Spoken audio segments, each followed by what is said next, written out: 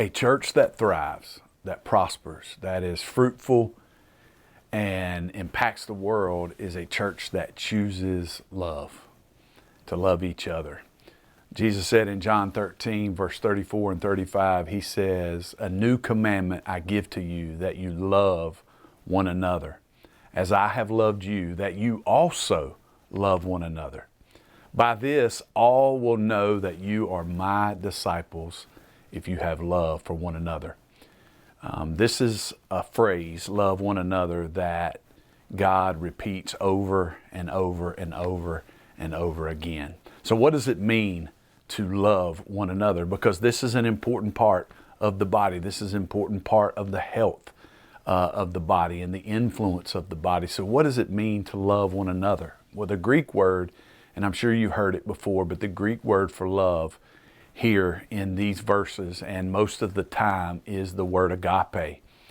And so this word agape is a very, very unique word. It refers to an unselfish, outgoing affection for another person without necessarily expecting anything in return. Agape pursues a person's highest good on the basis of a decision of will and an inclination of heart. Loving one another is doing what it takes to help others succeed. And helping others succeed means helping them develop a relationship with God, because there's nothing more important than that, and knowing His will, His purpose, His plan, and His mission for our lives. And so that is what it truly means to seek a person's highest good. 1 Corinthians chapter 13 is a great place to go to understand the importance of agape, to understand what agape really looks like. So take some time in your group, read the entire chapter, and it ends with this statement: "And now abide faith, hope, and love.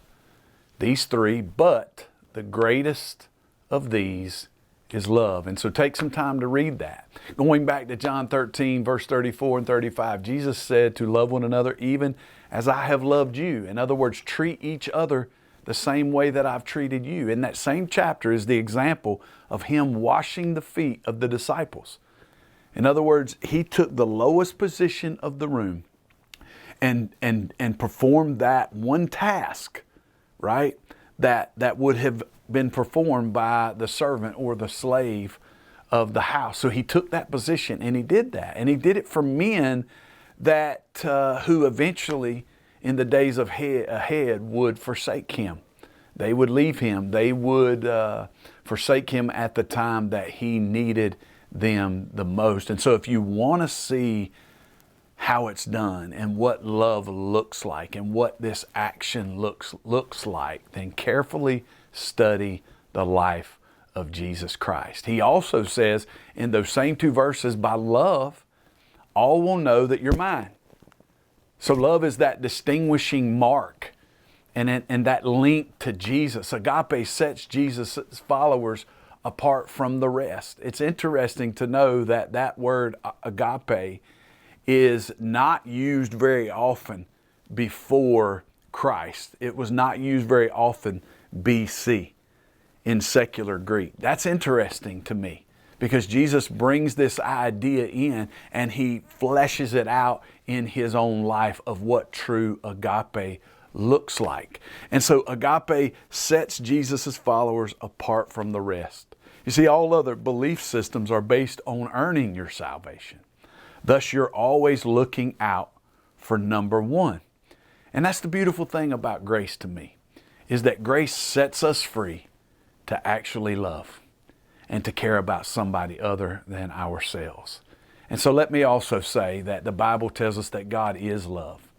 And so we are privileged to be the place or the house where God dwells. God is love. The God who is love dwells in us. And so because Christ is in me, then there is the hope of glory, the glory of my life displaying true agape. His life in me is what enables me to reflect love in the world. We are called to work out our own salvation.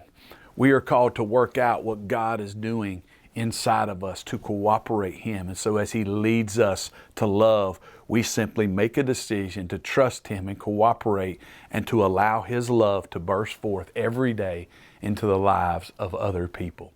Let's thrive, church. Let's choose love.